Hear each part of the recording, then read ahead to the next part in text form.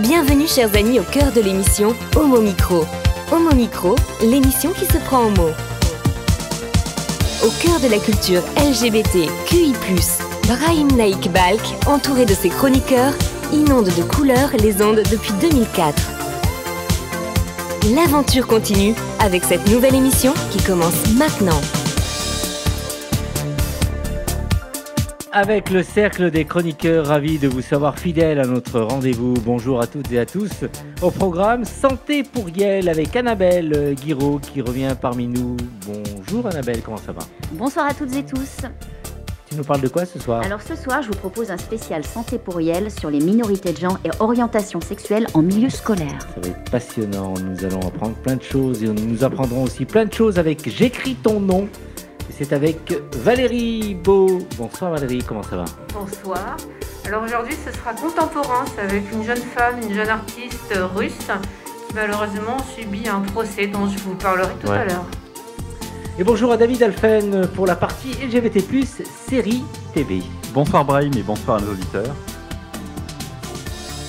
Merci de revenir aussi parmi nous. C'est bien parce qu'on se trouve souvent... vous vous retrouvez souvent en ce qui concerne toi, plus tout à l'heure nous entendons aussi Rudy. Tu découvres, tu ne connaissais pas Annabelle, tu connaissais Valérie Beau.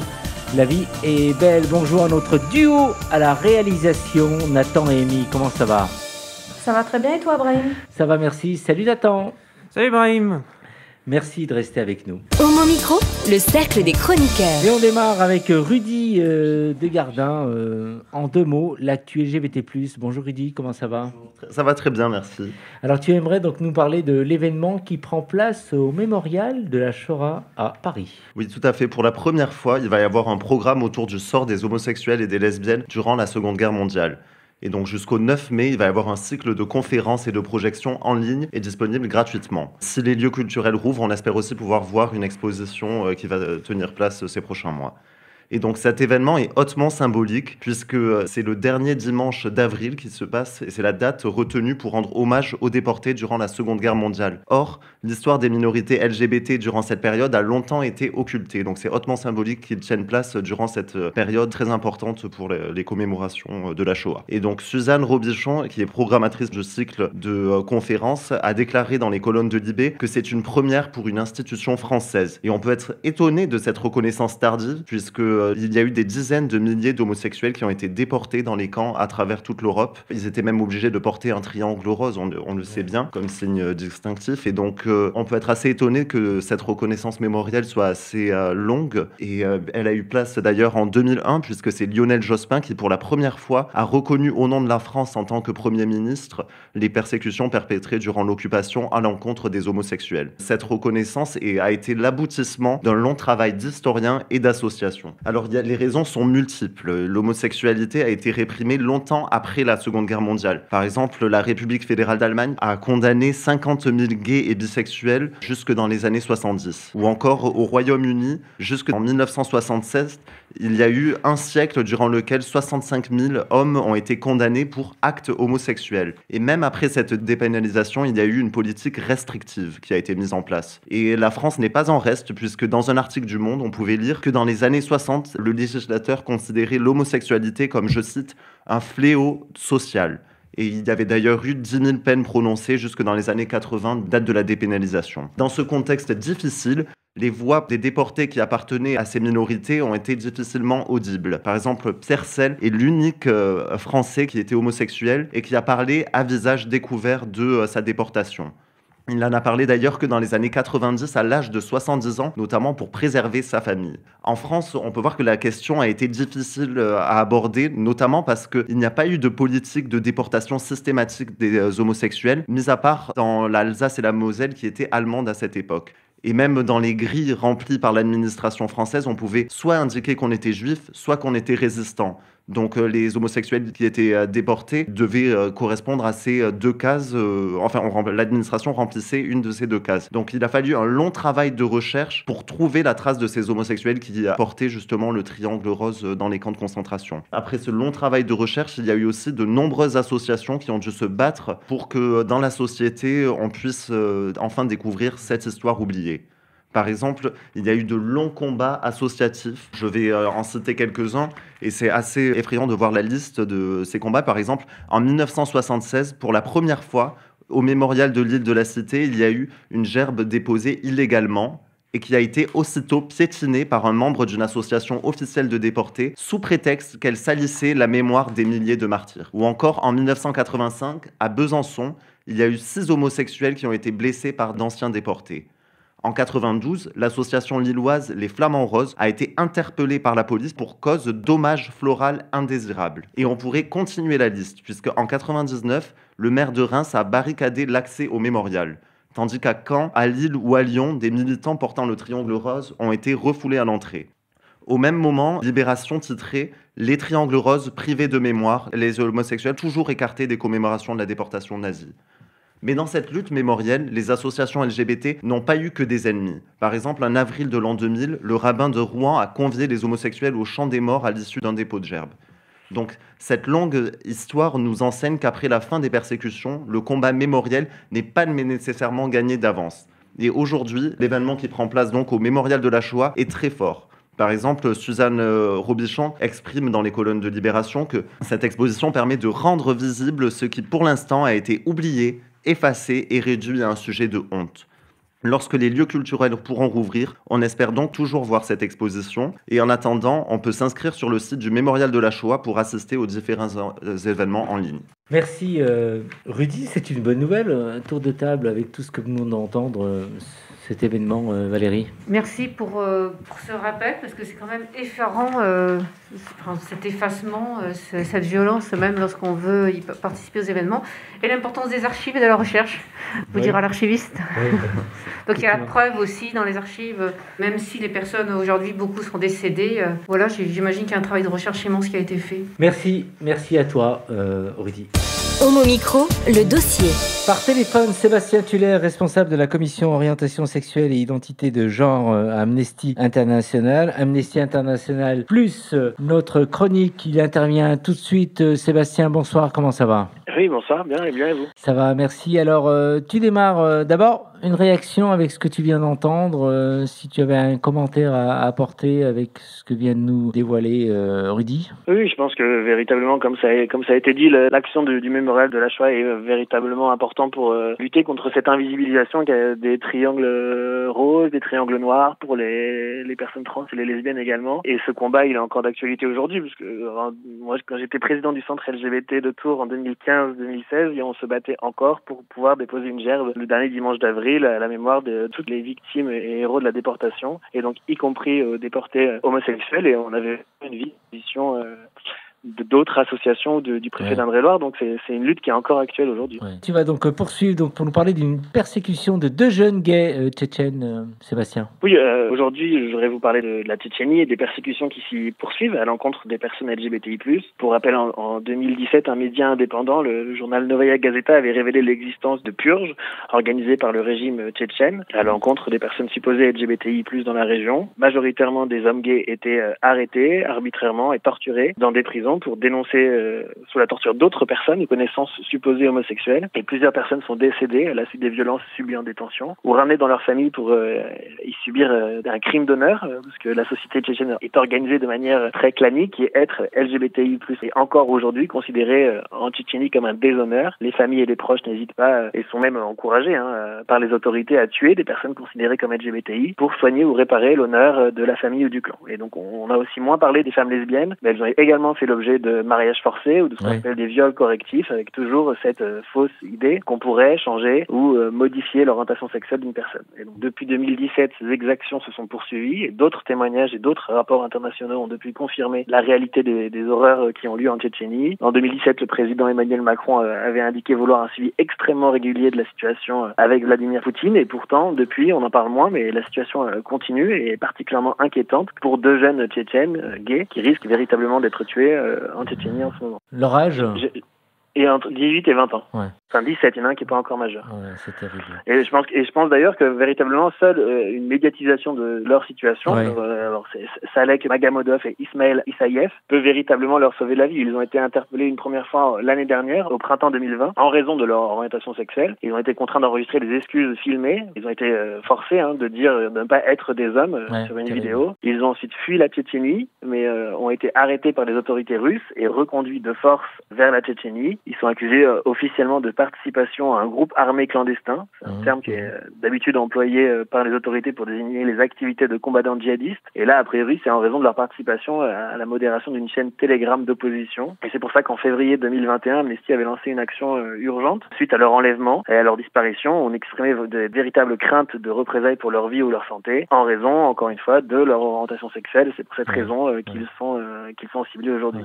Et on a appris il y a quelques semaines que la police tchétchène demandait aux membres de leur famille de laver leur honneur en les assassinant. Donc il existe de véritables craintes que les deux jeunes ainsi que les membres de leur famille soient victimes de persécutions, de menaces et de graves exactions. Et c'est pour cette raison qu'il est vraiment urgent, je pense, de médiatiser leur situation, la situation de ces deux jeunes, mais plus largement de remédiatiser la situation des personnes LGBTI en Tchétchénie. Pour les personnes qui utilisent Twitter, je vais refaire des tweets que vous pouvez largement partager, mais sinon vous pouvez également toutes et tous interpeller les autorités françaises ou directement Emmanuel Macron pour demander, leur libération immédiate, mais surtout d'agir auprès des homologues russes pour avoir ce suivi extrêmement précis qu'il avait appelé de ses voeux en 2017. Tu reviendras vers nous pour nous donner des nouvelles et on communiquera là-dessus. Effectivement, tu vas donc continuer, Sébastien, pour nous parler d'un procès absurde d'une militante féministe, Loulia, harcelée pour des dessins de vulve. Et ce sera donc le thème tout à l'heure de la chronique de Valérie. Oui, vous allez en parler tout à l'heure, mais oui, effectivement, l'autre actualité en Russie, c'est l'ouverture de ce procès absurde contre une militante féministe. Elle est accusée de pornographie pour avoir dessiné et partagé des dessins de vulve et de corps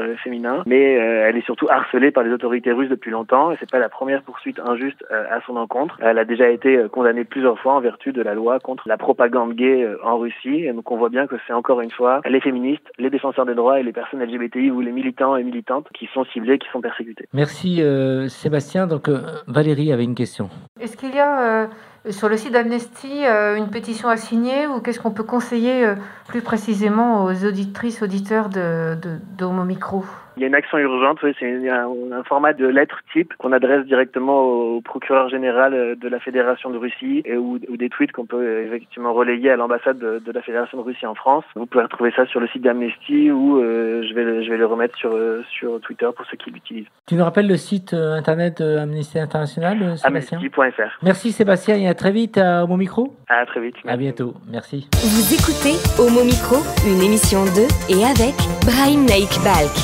Nathan, nous allons passer à la musique et qu'est-ce que tu nous proposes ? Alors du coup, pour rester, on va dire, sur cette thématique Russie, on va aller chercher des artistes russes et un groupe russe qui s'appelle les Pussy Riot. Et elles ont pour particularité, ces deux femmes, on va dire, de défendre la cause féminine en Russie et aussi, on va dire, dénoncer l'autorité et l'oligarchie de Poutine durant, on va dire, toutes ces dernières années. Il faut savoir qu'elles ont été mises en prison pour avoir fait un concert rock devant une église et pour dénoncer déjà ce fascisme, toutes ces anti-féministes aussi et tout ça. Et donc en fait, on a décidé aussi de prendre récemment un morceau qu'elles ont fait par rapport à l'emprisonnement d'Alexei Navalny. Oui. On va vous présenter une chanson qui est assez violente, mais qui correspond bien, on va dire, au thème du coup de cette chronique, et qui s'appelle du coup Rage des Pussy Riot.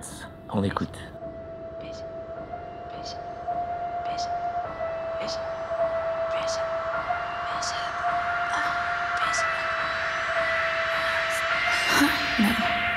Мне метраж было крыс еретик. Поводы мне били паспорт еретик. На моей небритой роже еретик.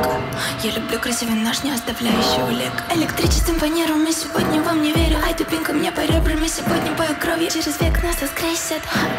Кто сегодня вас бесит? А на злого пару присед.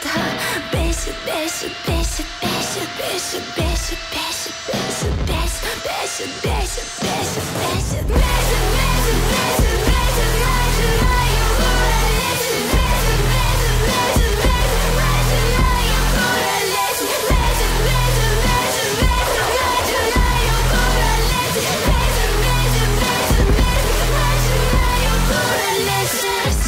И сегодня еретик, полушария болит. И сегодня инвалид, и сегодня третий мир. И сегодня суицид, и сегодня третий Рим. И сегодня господин. Черную снежную кашу мешаю. Флуоксетин меня раздражает. Опять я у льда под ботинком до мая. Москва, Мека, Сибирь, Синай.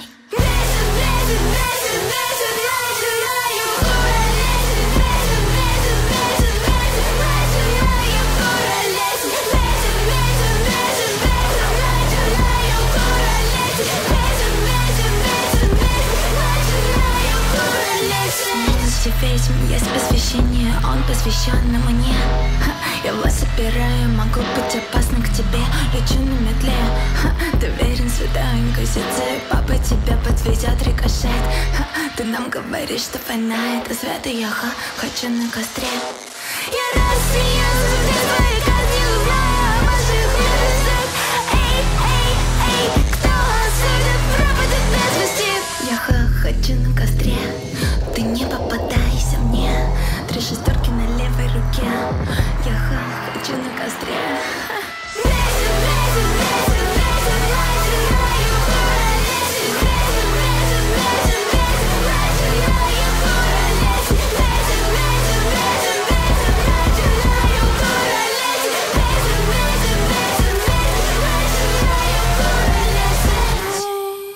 Homo Micro, le cercle des chroniqueurs. Et on retrouve tout de suite Valérie Beau pour J'écris ton nom.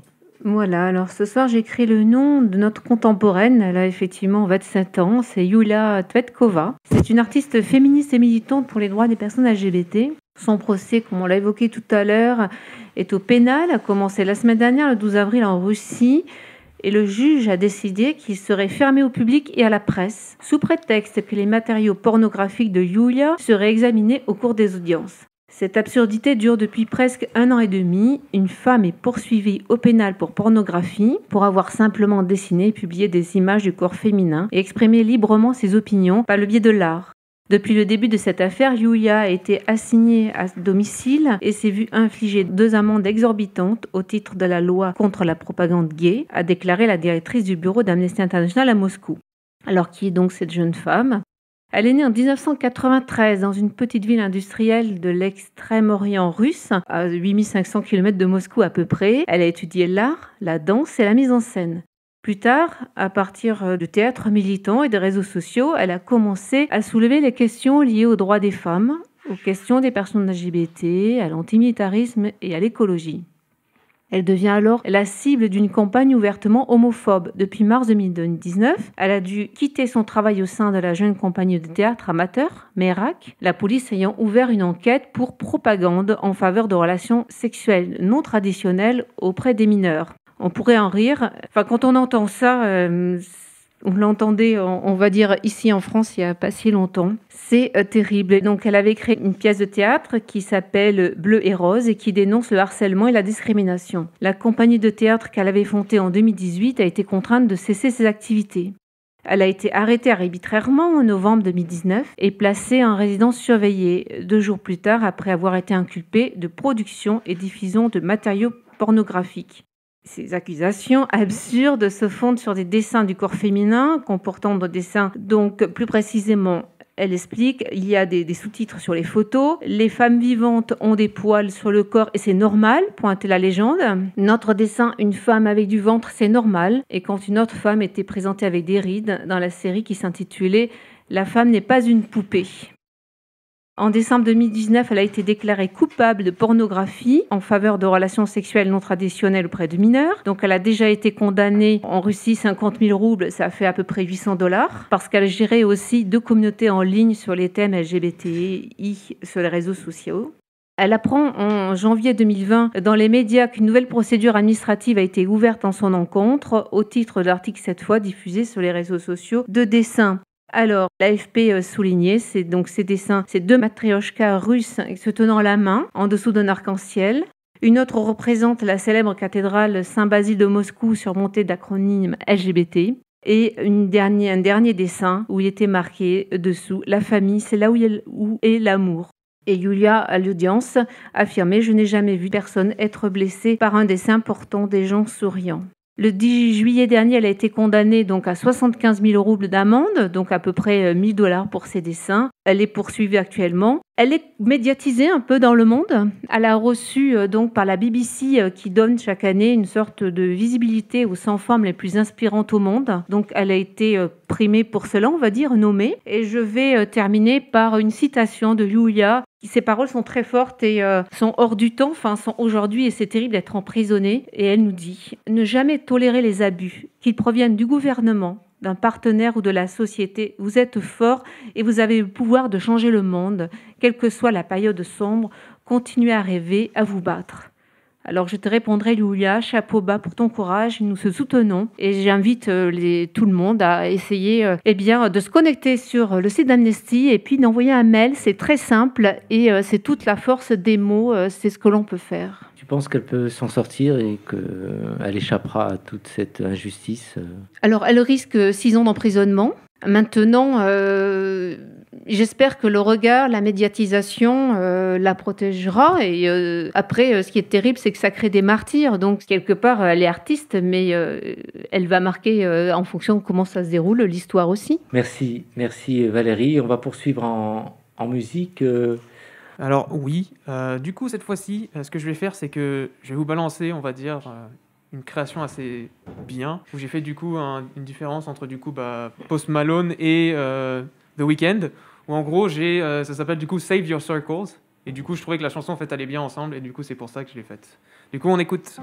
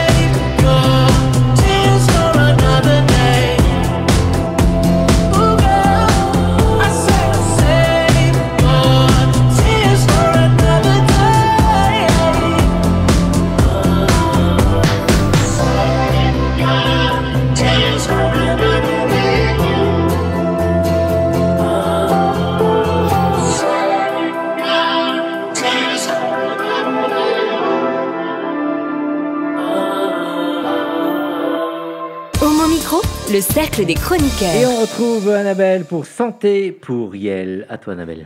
Ce soir, partons à la rencontre de ces pré-ados, ados LGBTQI en mal de vivre. On verra ensemble que la prévention santé des jeunes LGBTQI français a besoin d'un vent de peps. Alors dis-nous justement Annabelle, est-ce que tu peux nous dire vraiment ce que l'on sait sur cette santé des collégiens et des lycéens LGBTQI ? D'après les enquêtes de climat scolaire, près de 10% des élèves sont harcelés, cyberharcelés. Toujours en cause, l'identité de genre et l'orientation sexuelle. On relève aussi que les jeunes LGBTQI sont plus fréquemment victimes de violences et problèmes de santé. Ainsi, les jeunes lesbiennes, gays, bisexuels, transgenres ou en questionnement sur le plan de l'orientation sexuelle subissent régulièrement des violences psychologiques, verbales et physiques. Ils sont davantage exposés aux troubles dépressifs ou à la consommation de substances psychoactives. Les études révèlent également que plus l'identité de genre et de sexualité est affirmée, plus le risque de suicide augmente. Ce qui suggère que plus un ou une jeune LGBTQI est en minorité visible au sein de l'arène de l'école, plus il, elle, sera confronté aux haines et discriminations. Alors est-ce que ce mal de la jeunesse LGBTQI est lié à un sentiment de solitude, par exemple à ne pas savoir à qui parler exactement ? C'est vrai que rares sont les cas où les adultes encadrants apparaissent comme des écoutants. En parler nécessite de savoir de quoi parler, quels mots utiliser. Cela nécessite une confiance, altruisme et bienveillance. Parler pansexualité, queer, non-binarité, intersexe, avec des personnes guidées par l'hétéronormativité, c'est no way. Impossible de se faire comprendre. On ne parle pas la même langue. Alors une solution, les réseaux sociaux et les amis. De loin, les écoutants préférés des jeunes LGBTQI. Tout simplement, par effet phénomène de groupe, par effet normatif. Pourquoi ? Peur de se faire contredire, ne pas se sentir assez fort ou en confiance pour combattre des idées hétéronormées. Préférer cela à l'isolement et à la solitude, afin de moins souffrir que si profil vrai était découvert. L'école, c'est une société dans la société. Par ce fait, est-ce que l'école serait une caisse de résonance à tous ces mots ? Avant tout, l'école est un lieu pour apprendre. C'est un lieu avec un règlement intérieur, des règles de sociabilité et civique. Et puis, il y a aussi les règles, invisibles. Même pas sous-entendues, car innées depuis des générations. Ouais, allez, je lâche le mot. Les normes de genre. Grosso modo, le rose pour les filles, le bleu pour les garçons. C'est-à-dire des traitements différenciés pour les filles et les garçons.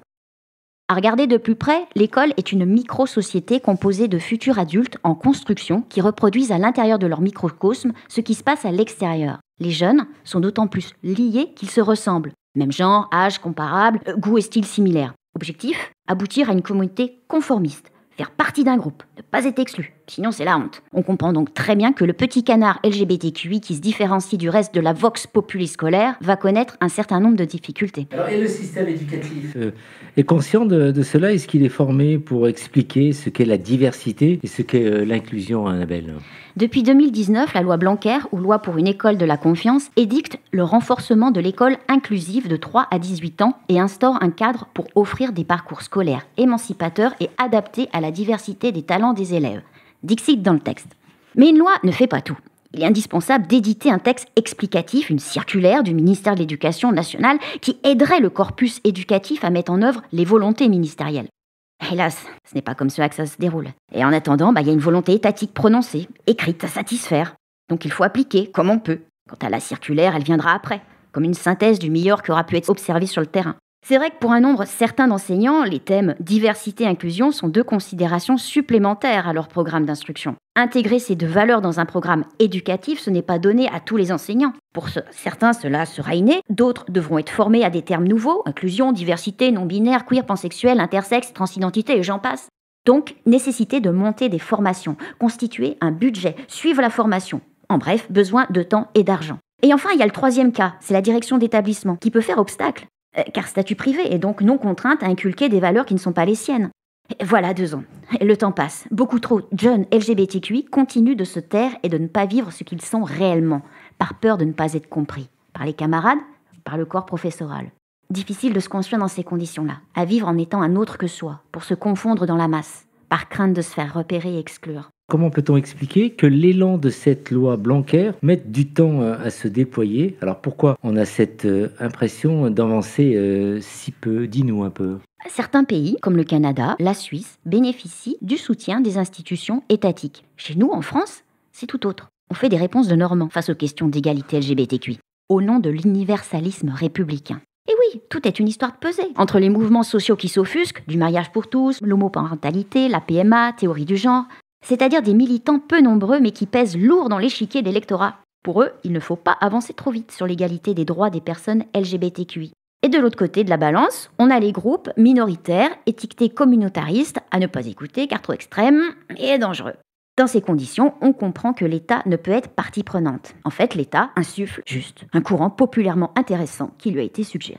Après, c'est aux organisations intéressées et motivées de définir les moyens et trouver les fonds pour promouvoir et défendre les droits LGBTQI. Oui, le contexte politique, la France manque de données sur les questions LGBTQI dans le système éducatif. Alors la France ne pourrait pas faire du benchmark, par exemple, non? C'est vrai, les enquêtes LGBTQI sont rares dans notre pays, et encore davantage concernant les jeunes en milieu médico-scolaire. La carence en quête statistique ne permet pas d'avoir une cartographie précise de nos forces et faiblesses, et par là même une difficulté à définir des pistes d'amélioration en adéquation avec la réalité terrain mesurée. Peut-être qu'il n'y aurait pas de honte à s'inspirer des bonnes idées d'autres pays, le benchmark, pour faire avancer notre politique prévention santé-jeunesse LGBTQI. Prenons l'exemple du Canada et de sa province francophone, le Québec. Il y a le GRIS, le groupe régional d'intervention sociale, qui sensibilise les élèves sur les questions de genre et d'orientation sexuelle en faisant intervenir un homme, une femme, pour témoigner de leur vécu. Ces interventions ont démontré qu'il est important de déconstruire les stéréotypes de genre et ceux liés à l'orientation sexuelle le plus tôt possible, avant même que les élèves aient une imprégnation faussée sur ces questions. Ces expériences ont aussi montré que si les enseignants sont ouverts et volontaires, la stratégie de lutte contre les LGBT-phobies et les stéréotypes de genre sera d'autant plus efficace. Quant à la Suisse, et plus exactement le canton francophone de Genève, il existe un programme pédagogique Sciences, Sexe et Identité, mené par Bioscope, qui profite d'un soutien institutionnel important. Chaque élève genevois profite de 4 séquences de sensibilisation à 8, 10, 12 et 14 ans sur des thématiques préalablement ciblées. Discrimination liée à l'expression et l'identité de genre, orientation sexuelle et affective, anatomie et physiologie des organes génitaux et intersexuation. Comme on peut le constater par ces 2 exemples, la France a encore une marge de progression. Une loi n'est pas magique, elle marque une envie d'impulsion. Après, le plus dur reste la mise en œuvre. Hormis la nécessité d'enquêtes statistiques bien construites et objectives pour comprendre et agir adéquatement, une mesure est urgente. C'est la sensibilisation du personnel éducatif afin qu'il soit formé aux questions de genre et d'orientation sexuelle pour devenir des sachants auprès des plus jeunes, afin de rompre cette chaîne de ces faux mythes et fake LGBTQI-phobes. Envie de vous dire, affaire à suivre. Alors, si ce sujet vous intéresse, je vous suggère l'ouvrage Santé LGBT, les minorités de genre et de sexualité face aux soins, aux éditions Le Bord de l'eau. Toutes les références à retrouver sur nos pages de réseaux sociaux. Take care à tous et tous. J'aurais voulu t'entendre il y a 40 ans. Il y a 40 ans, j'avais 17 ans. Et là, je vais faire un tour de table parce que ce serait bien que chacun nous parle un peu de sa propre expérience. Moi, j'ai subi le silence. Il a fallu que je me taise. D'abord, je me posais un certain nombre de questions. J'ai fait des tentatives de suicide. J'avais autour de moi personne pour m'aiguiller, pour m'orienter. J'en parle dans mon livre Un homme dans la cité, il y a quelques années qu'il est sorti. Et j'avais personne. J'ai vécu le silence, quoi. Et c'était vraiment dur. Quand j'entends ce que tu viens de nous développer, ce que tu viens de dire, je me dis, mais j'aurais voulu que tu sois là il y a 40 ans. Malheureusement, c'est pas possible. Je voudrais faire un petit tour de table un peu, en nous expliquant un peu vos expériences personnelles. Mais avant, à nos amis en régie, comment ils ont assumé leur hétérosexualité. Amy et Nathan. Non, mais moi je trouve que, j'ai vu une vraie différence entre le collège et le lycée. Ouais. Je sais qu'au collège, c'était très mal vu. Il y avait un seul garçon qui assumait d'être gay et tout le monde se moquait de lui. Et au lycée, à l'inverse, je sais pas si c'est des lois qui sont passées entre-temps ou je sais pas, mais il y a eu un vrai changement. Ouais. Rappelle-nous ton âge quand même pour que les auditrices et auditeurs se situent. Moi, j'ai 18 ans. 18 ans, ouais. Ouais, j'ai passé le bac l'année dernière. Ouais. Et pour toi, Nathan ? Moi, c'est complètement différent. Au collège, il n'y avait personne. J'avais plutôt personne dans ma classe qui était gay ou quelque chose comme ça. Et dans l'école, je crois qu'il y avait 1 ou 2 cas qui s'étaient déclarés gays ou quelque chose comme ça. Mais c'est vrai que tout le monde, encore, les regardait mal à l'époque. Ouais. Ils étaient vraiment très isolés, ils avaient très peu d'amis. Quelqu'un faisait le pas. Moi, j'ai fait le pas notamment vers eux parce que je savais qu'ils étaient humains comme nous, enfin comme vous, comme nous, etc. Donc ça me dérangeait pas. Ouais. Après, par contre, en fait, le problème, c'est que j'ai remarqué que dès que j'étais devenu ami avec eux, certains de mes amis, au fait, du coup, ils ont dit, non, mais on peut pas être avec toi ou quelque chose comme ça parce que t'es ami avec lui ou quelque chose comme ça. Ouais. Donc j'étais en train de dire, mais les gars, vous avez une mentalité de merde ou quoi ? C'est pas possible. Ouais. Et au lycée, par contre, c'était complètement différent. On avait, je pense, dans le lycée, il y avait au moins une classe entière qui était soit homo, soit hétérosexuel, bi, tout ce que vous voulez. Donc c'était vraiment, il y a eu un énorme changement. C'était une différence de mentalité assez surprenante. Ouais. C'est pour ça. Là, actuellement, à l'ESRA, bon, on n'en sait rien parce qu'il y en a très peu, et même dans la branche ISTS, je suppose qu'il y en a très peu qui sont gays ou des choses comme ça. Donc c'est vrai que je pense que même, tu vois, je pense que dans notre filière à nous, c'est encore très très dur d'affirmer du coup sa sexualité et quelque chose comme ça, de dire je suis gay ou alors je suis bi ou quelque chose comme ça, c'est très très dur. Même si aujourd'hui on sait qu'on va l'accepter, c'est juste que dans cette section c'est encore très masculin, c'est comme j'ai dit, il y a beaucoup encore de testostérone dans cette filière, donc c'est pour ça que ça reste très très dur, on va dire. Changer les mœurs, c'est encore quelque chose qui reste compliqué dans ce milieu. Merci pour cette analyse, cette observation. Alors, un tour de table pour parler un peu de vos vies perso. D'ailleurs, Annabelle, un petit mot quand même. Toi, au tout début, quand tu étais jeune à l'école. Je suis homo depuis pas très longtemps. Je suis une jeune vieille, 30 ans, donc après... Ah oui. Non, j'ai pas connu le... Tu n'as pas connu, Sur le divan, David. Oui, j'ai l'impression d'être au LGBT anonyme, mais pas si anonyme. Mais déjà, pour réagir à ce qu'on a entendu depuis le début, j'ai l'impression qu'en ce moment, dans le monde, après toutes vos chroniques, qu'il y a une vraie polarité en ce moment, une véritable polarité entre les ultra-conservateurs et les ultra-progressistes, et que les choses avancent, mais que ça se passe dans la douleur. Et c'est à la fois, on est aussi heureux, le lundi on est heureux, le mardi on est triste, parce qu'on entend tellement de choses dans tous les sens, comme là après ta chronique Annabelle, où on sent que les choses peuvent changer, mais qu'il y a tellement, en termes de société, en termes de questionnement, tellement encore d'inconnus, de gens qui se posent des questions, qui comprennent pas. C'est vraiment assez complexe. Et pour ce qui est de mon expérience propre, moi j'ai 33 ans, ça n'a pas été évident non plus. J'ai jamais été directement visé comme étant le résultat d'insultes homophobes. Mes camarades de classe, surtout que j'étais dans un internat où c'était des box et où on était 30 dans le même endroit, c'était pas des petites chambres. Et rapidement, les gens autour de moi sentaient que j'avais une sensibilité différente. Ils pouvaient pas mettre de mots dessus, il n'y avait pas de PD, il n'y avait pas de tarlouse, mais il y avait une incompréhension, une mise à distance. Pourquoi lui, ce garçon-là, aime telle et telle chose? Pourquoi, j'étais en plus à Brive-la-Gaillarde dans le sud-ouest, pourquoi il n'aime pas le rugby, le foot, etc. Pourquoi il n'est pas dans telle ou telle chose? Pourquoi il ne regarde pas les filles comme nous on les regarde? Il y avait quelque chose et effectivement je n'étais pas très bien dans ma peau. J'ai eu aussi des pensées de suicide et autres et ça a été un peu compliqué. La prochaine fois, David, tu nous parleras de tes aventures dans l'internat. À mon avis, il y en a eu 2, 3, 4 maintenant. Même pas, non, vraiment, je serais déçu. Valérie? Eh bien, moi, c'était un sujet dans les années 80-90. En fait, on n'en parlait pas dans les médias, nulle part. Donc moi, j'étais dans mon coin, en province, et la première fois que j'ai entendu le mot lesbienne, c'est en lisant le journal local, et je vois Martina Navratilova, et on dit qu'elle fait son coming out. Et alors là, je me suis dit, ah oui! Mais à la fois, moi, en étant, maintenant, j'ai compris avec le temps bisexuel ou pansexuel, ça expliquait pas complètement, parce que du coup, alors, il y avait le monde hétéro, et puis je comprenais bien qu'il y avait aussi un autre monde, mais qui était invisible, et donc je savais pas me situer. Et l'autre jour, à la chronique, là, il y a quelques temps, de Rudy, tu as parlé d'un collège en France qui avait fait une sensibilisation. Alors moi, je dirais, mais pour la journée du 17 mai, là, de l'Idaho, il faudrait que le drapeau, le rainbow flag flotte sur tous les collèges, tous les lycées, qu'il y ait une sensibilisation à un moment, que ce soit montré et pas seulement, non seulement dans les marches, et que le ministre achète en grand lot les drapeaux et qui flottent. Voilà. Donc voilà, il y a des progrès, parce qu'aujourd'hui il y a une visibilité.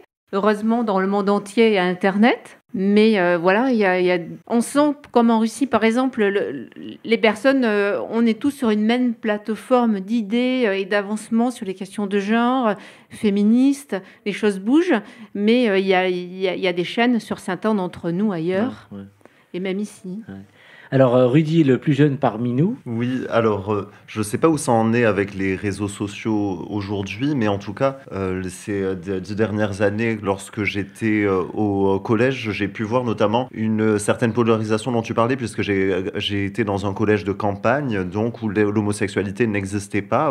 Je n'en parlais pas du tout et je me cachais, même je ne me la voulais pas à moi-même. Par contre, même si c'est marginal, j'ai quand même subi quelques pressions et je peux noter notamment une pression d'un professeur c'était rallié à des moqueries pour d'autres élèves. Et donc c'est vrai que parfois le rôle des professeurs est très important. Heureusement, après c'était marginal, et au lycée, dans une ville, j'ai pu justement m'exprimer et être très bien encadré par le corps enseignant notamment. C'était très agréable, mais on peut voir que selon les espaces géographiques, ça peut être aussi très compliqué. Encadré par le corps enseignant, qu'est-ce que tu Non, peux dans le raconter? sens où c'est vrai que j'ai eu de très bonnes relations avec eux, j'ai pu assumer mon homosexualité librement et m'exprimer notamment en art ou autre, et c'était très agréable. Je n'ai senti aucune discrimination mis à part marginale, encore une fois, de la part de quelques élèves, mais là ça n'avait rien à voir avec ce que j'avais pu vivre dans un lycée de village en campagne, où justement, encore une fois, un professeur de maths avait pu faire des réflexions que j'ai totalement oublié aujourd'hui, les termes, ouais. Mais c'est très marrant de voir que parfois ceux qui sont des figures d'autorité peuvent être aussi les bourreaux. Merci en tout cas Annabelle, ta chronique fait réagir. Très très beau sujet, donc je me dis le fait que je sois le plus vieux, j'ai un peu plus galéré, enfin un peu plus, mais bon, la vie est faite ainsi. Hein. Mais l'important c'est que je suis là, toujours là auprès de vous, vous êtes tous jeunes et ça file la pêche pour avancer. Merci. Homo Micro, l'émission LGBTQI+, qui se prend au mot. Et peut-être un jour on vivra un monde où ce seront les hétéros qui auront du mal à s'assumer. En l'an 2000, je ne sais combien. Qui sait. Nous allons passer une dernière fois à la musique, Nathan. Oui, effectivement. Et du coup, nous allons passer à un morceau groove. Et c'est un morceau qui rend très heureux. Oui. Mais bon, du coup, en fait, j'ai décidé de choisir ce morceau parce que je me suis dit que, bon, on a eu le premier morceau qui était assez agressif. Deuxième, un peu plus calme. Du coup, là, je me suis dit, allez, on va essayer d'être un peu plus global, un peu plus général. Et du coup, je vais vous passer un morceau de Robin Schulz et de Wes, qui est un chanteur néerlandais. Et du coup, il s'appelle Alané. Du coup, je vais vous la passer.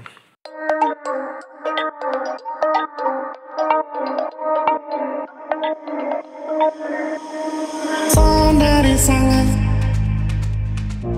ini miat so baby sana di kami sangat gani mitu me pamijak andu me pahoy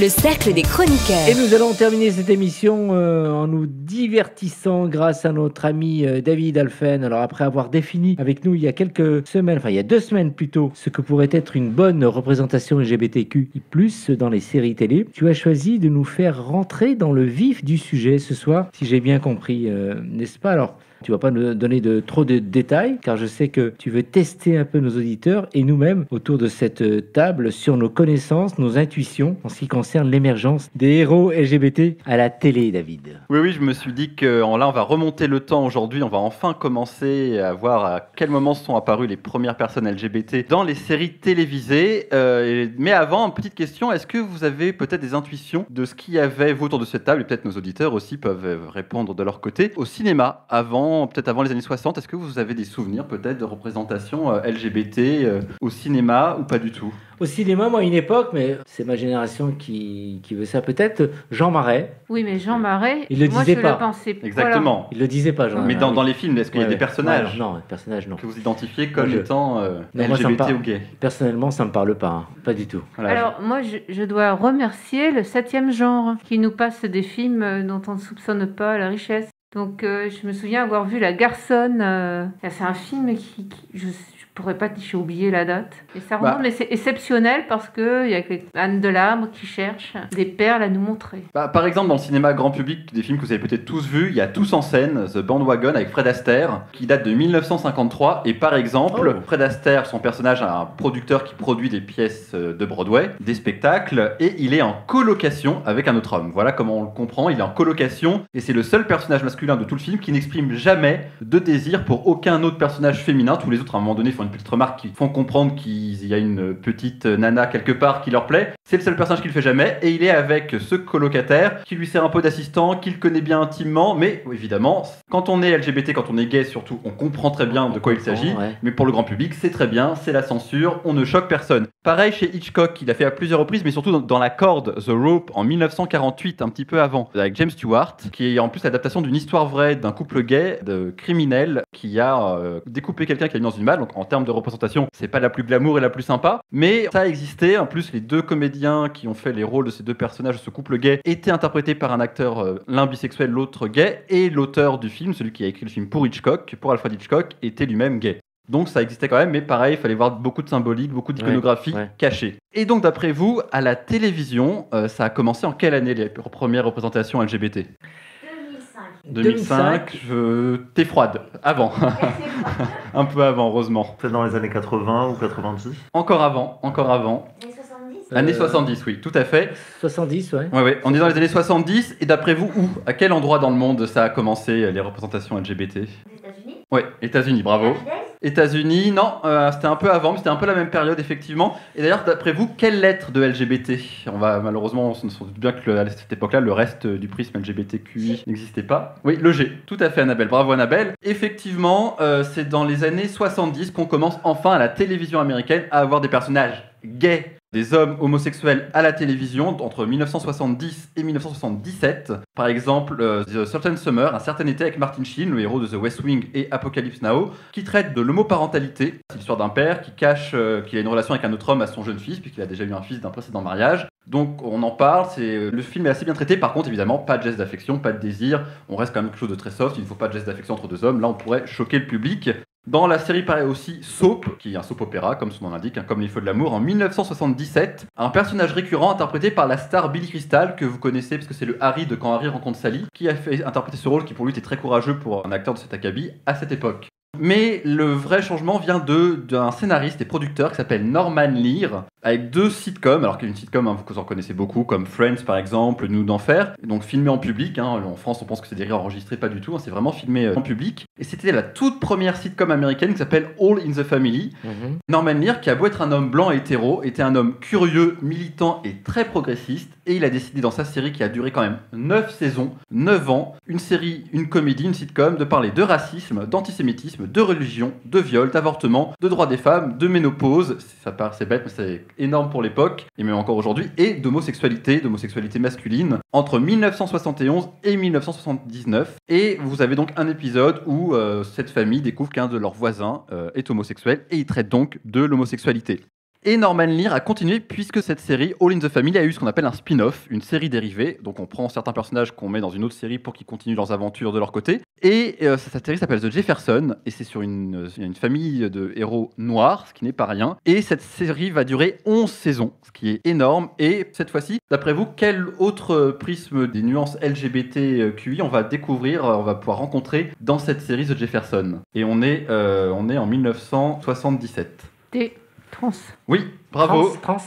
Oui. Étonnamment, déjà en 1977, après il y aura une longue traversée du désert, mais dans The Jefferson, on a effectivement un personnage transgenre, puisque l'un des héros se rend compte qu'un de ses anciens collègues de l'armée, on touche à quelque chose quand même de très viril, est devenu une femme. Donc effectivement, Norman Lear, un nom à retenir, parce que moi j'ai voulu me dire, mais pourquoi à ce moment-là il y a eu du changement? Pourquoi à cette époque-là ça a changé? Qu'est-ce qui s'est passé? J'ai cherché du côté de la production, on est sur ABC et CBS pour ces changements-là principaux aux États-Unis. Je me suis dit, qu'est-ce qui s'est passé? Les producteurs sont hétéros, et en fait c'est simplement que Norman Lear a vraiment voulu imposer cette voix en tant qu'artiste, et qu'en même temps d'un point de vue contextuel, c'est le Watergate, c'est beaucoup de changements aux États-Unis. On est après 1969, on est après, comme vous le savez bien, les émeutes de Stonewall à New York, donc on est en train de changer. Il y a beaucoup de questions ethniques qui se posent, beaucoup de questions sur les LGBT, donc des vrais changements aux États-Unis qui vont se voir donc également à la télévision. Au Québec, il y a un écho à ça dans une série entre 75 et 77 qui s'appelle Rue des Pignons, où même chose, on est dans le soap opéra et on retrouve un personnage récurrent qui est gay. D'après vous, en France, à quelle période on rencontre des premiers personnages LGBT? 2000, Annabelle? Autour d'un peu avant 2000. Oui, un petit peu avant 2000, oui, tout à fait. Avant 2000, ouais. 1992, dans Beau Manoir et Les Cœurs Brûlés, on trouve enfin des personnages gays à la télévision française, mais il a fallu quand même attendre 92, donc entre les États-Unis et nous, il a fallu beaucoup de temps. Et c'est effectivement pas évident, et il a fallu beaucoup de temps, et on est que sur du gay, que sur des hommes masculins, un personnage transgenre, mais c'est vraiment des personnages masculins. Pourtant, va y avoir quand même une évolution, et l'évolution et la révolution à la télévision américaine, mais ça on y reviendra plus tard, parce qu'il va vraiment falloir s'arrêter là-dessus, va venir des personnages lesbiens, un concept que j'appelle ma meilleure amie lesbienne, mais ça on verra dans 15 jours pour la suite de la chronique, vous allez voir, c'est là que le changement va arriver. Alors David, tu conclus en nous conseillant la série de la semaine en quelques mots. Oui, j'ai décidé de conclure maintenant en vous conseillant une série, en plus avec le Covid, le confinement, je pense que ça permet un petit peu de se divertir. Et cette semaine, je vous conseille Mythic Quest sur Apple TV avec son héroïne récurrente lesbienne dans le milieu du jeu vidéo. C'est inédit, c'est frais, sensible et drôle. Ce personnage lesbien, c'est super chouette. Allez découvrir ça, Mythic Quest sur Apple TV. Merci en tout cas, j'ai été vraiment ravi, heureux d'être à vos côtés ce soir face à la régie. Amy et Nathan, merci d'avoir réalisé l'émission. Merci à Valérie, merci à Annabelle, merci à David que nous venons d'entendre et merci aussi à Rudy. On s'est vraiment nourri grâce à vous. À très vite à Homo Micro. Bonne semaine à vous. Portez-vous bien. Et merci encore une fois d'être fidèle à Homo Micro. À très vite. Ciao. Hey! Oh non! Cette émission est maintenant terminée. Mais un conseil, retrouvez l'ensemble des podcasts d'Homo Micro, l'émission qui se prend au mot, sur toutes les bonnes plateformes de streaming.